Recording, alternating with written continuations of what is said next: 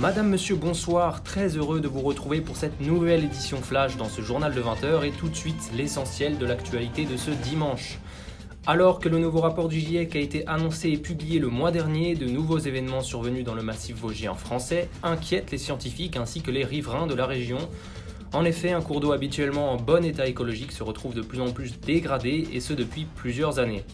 Différents instituts français et québécois se sont alors réunis pour se pencher sur cette affaire et aujourd'hui nous retrouvons donc un jeune scientifique à Québec pour nous expliquer comment est-ce que de tels incidents peuvent encore survenir de nos jours et quels sont leurs impacts sur l'environnement.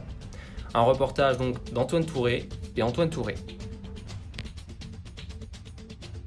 C'est au sein du centre Haute-Terre Environnement de l'Institut national de la recherche scientifique qui se situe juste derrière moi que nous allons retrouver un étudiant en première année de maîtrise de recherche directement impliqué dans ce projet. Bonjour Antoine, est-ce que tu peux nous dire dans quel endroit est-ce que l'on se trouve et nous décrire un peu plus en quoi consistent tes travaux exactement? Ici, nous nous trouvons donc au 5e étage de l'INRS dans le laboratoire où je planifie et réalise la majorité de mes expériences.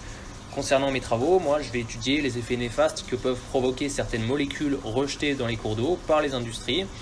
Comme vous pouvez le constater, la rivière en question, qui est directement impactée par les rejets d'usines, se retrouve épisodiquement colorée.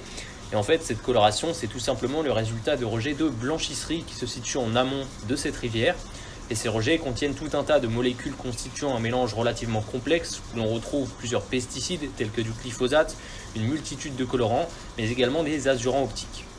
Et donc moi, je vais m'intéresser aux effets des azurants optiques. Ces molécules portent également le nom d'agents de blanchiment fluorescent puisqu'ils sont utilisés pour rendre la blancheur aux vêtements dans le domaine du textile. Et donc comment est-ce que je compte étudier la toxicité de ces molécules? Eh bien, je vais utiliser des cultures de biofilms que l'on développe dans ces aquariums. Je vais contaminer l'eau pour ensuite observer de potentiels effets sur la photosynthèse des algues ou encore des malformations induites sur des micro-organismes du biofilm comme par exemple des diatomées. D'autres expériences se réaliseront également à l'Université du Québec à Montréal ainsi qu'en France à l'Institut national de la recherche pour l'agriculture, l'alimentation et l'environnement où j'utiliserai toujours des cultures de biofilm mais également des mollusques d'eau douce tels que des escargots avec plusieurs contaminants à la fois, une sorte de cocktail qui sera représentatif et pertinent du point de vue de ce que l'on retrouve dans la rivière des Vosges.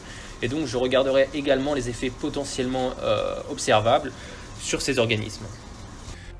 Voilà, c'est la fin de ce journal. Je vous donne rendez-vous demain à 20h sur ce plateau et je vous souhaite une excellente soirée.